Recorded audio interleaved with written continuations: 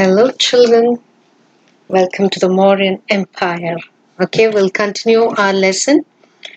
In our previous video, we saw the Mauryan Empire, the sources. Under the sources, we learnt about the literary sources and the archaeological sources.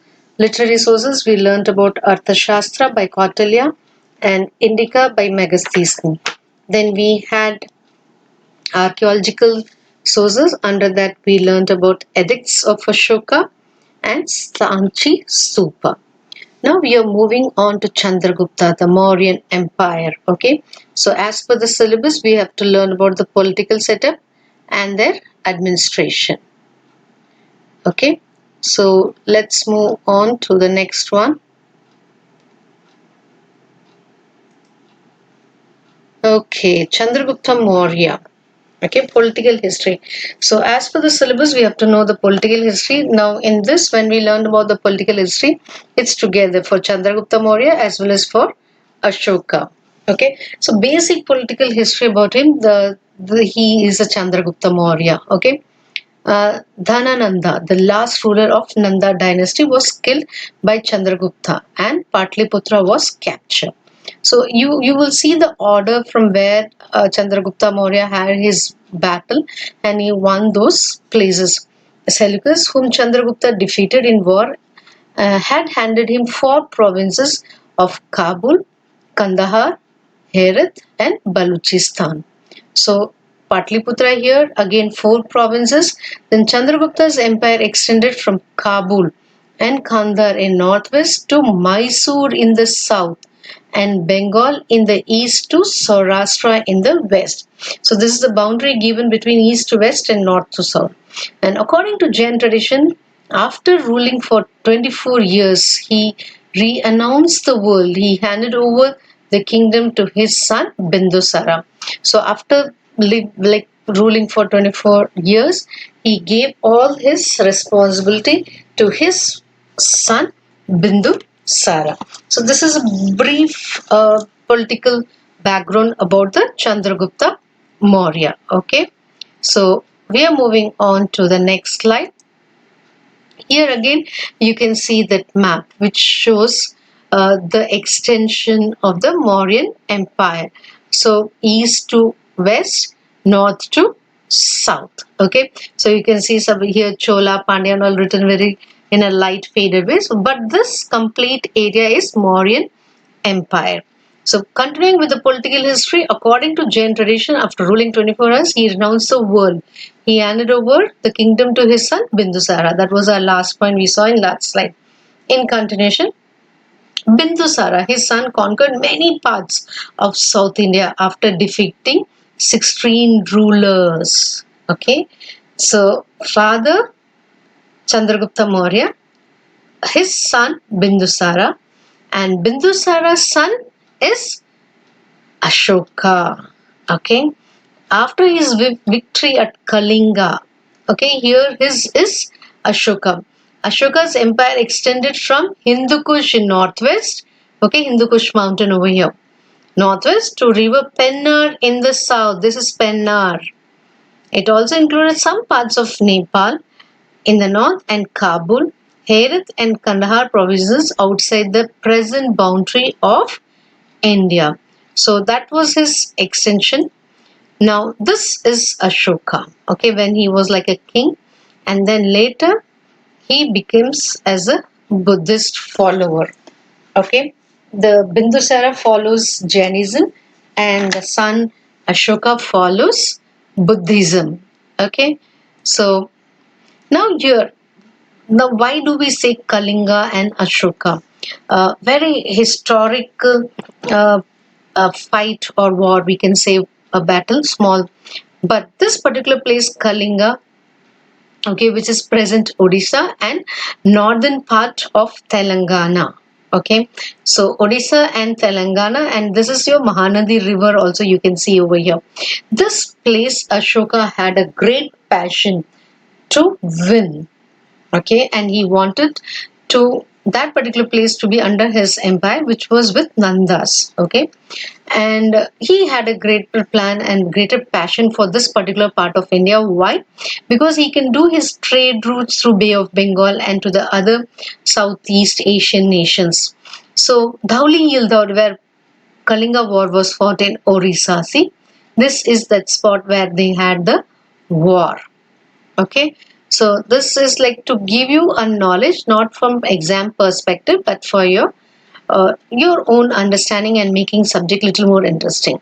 Now you can see a small battlefield picture over here. So Ashoka and Kalinga War. This war was a U-turn in the life of Ashoka and to many more, because now we say Ashoka the Great. Okay, the Great. The suffix was added later. Kalinga War. Okay, though Ashoka, as I said, he had a great interest, passion to have a victory over this particular place.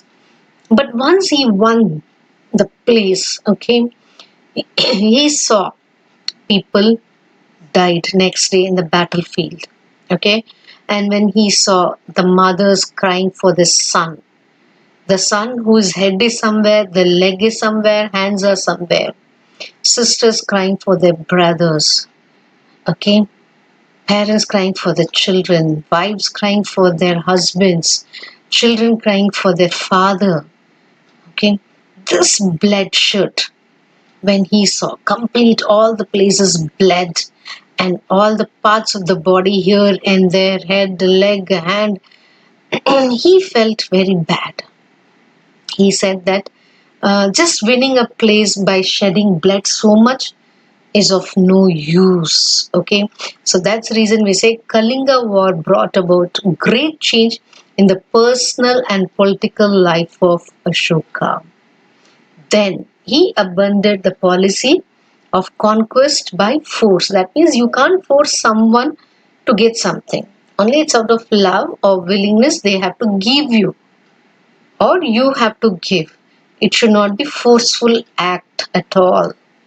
Then he believed that victory by dharma was only victory. What do you mean by dharma? That means the real war or the real battle, not killing the weak.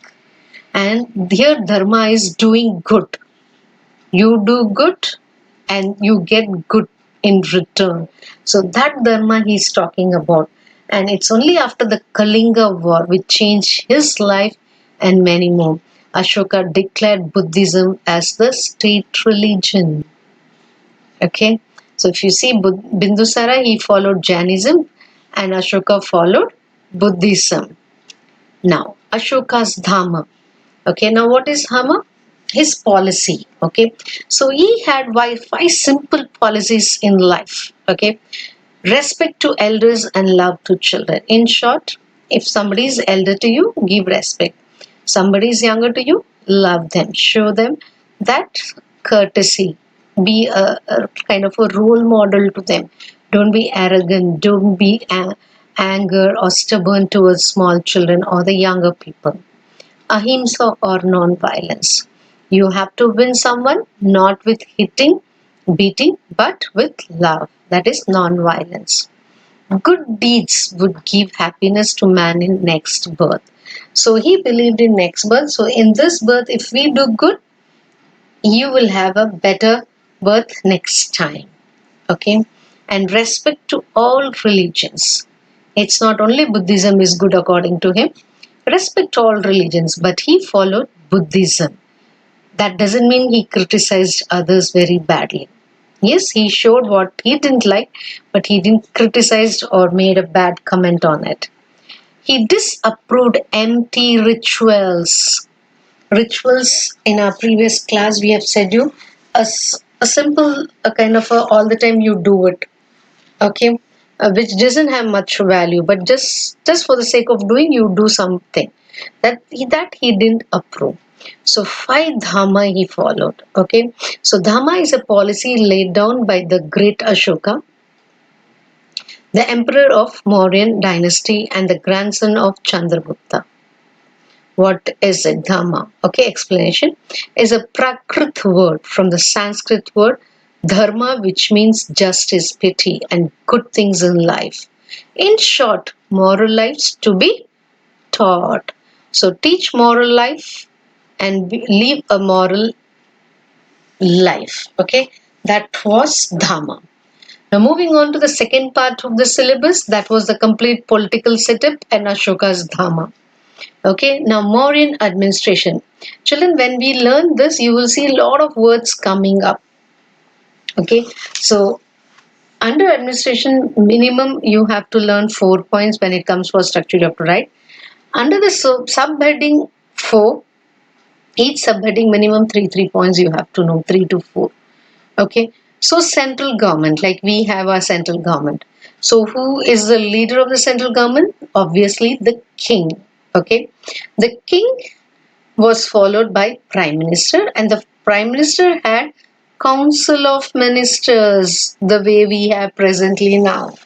Okay, so the king, only we don't call king, we call president of the nation. So the king, then prime minister, and he was heading the council of ministers, which they call it as mantri parishad. Okay, then council of ministers included chief pujari of the state called purohit. Okay, so these are Sanskrit words over there. Then we had Senapati, who advised the king on the matters related to war and peace. Like we also have a defense minister telling when to have war, how we can have a peace. Then Sanidhata is the head treasurer who takes care of all the money dealing matters. Okay. Then come the other person is Samharatha, the taxation expert. How to collect tax, when to collect tax, which product for which products we need to collect tax. So all those things. And other officers in the modern administrations were accountant general, agriculture in charge, superintendent of mines, superintendent of ports, then control of commerce. So if you just see the central government of Mauryan administration, it's somewhat what we have in the present scenario also. Then provincial government. Under provincial, that is our state government. Okay, you can see all how it has been. Now the states. So during his grandfather's time, there were 4. After the addition of Kalinga and Ashoka's time, it became as 5 provinces. Okay, you can see this Magadha. Okay, here it is Magadha. Okay, with the headquarters or the capital Patliputra. You can see Patliputra here. Okay, Gandhara, northwest provinces. You can see here. Okay, here in both the maps. Then capital Takshila. Okay, here it's Takshila. Then Avanti, east provinces here. Okay, how east? Because this was considered as, from this side if you see, it was east for them. So Avanti, Ujjain is there. South provinces, this was your south provinces. Okay, then Kalinga, Tosali. Kalinga is here with Tosali as a capital. Okay, so this is how the provinces, 5 provinces were there. Let's see who were the leaders, who were the in charge people. So under provincial government, we have Aryaputra or Kumar, head of the province. Mahamantra, a governor to assist the Aryaputra, that is your provinces. Then Pradeshika collected taxes. Rajuka, a revenue officer. Yukta was the treasurer. These are names like Prime Minister, Chief Minister, we call them heads. They were those people. So what is the work is this.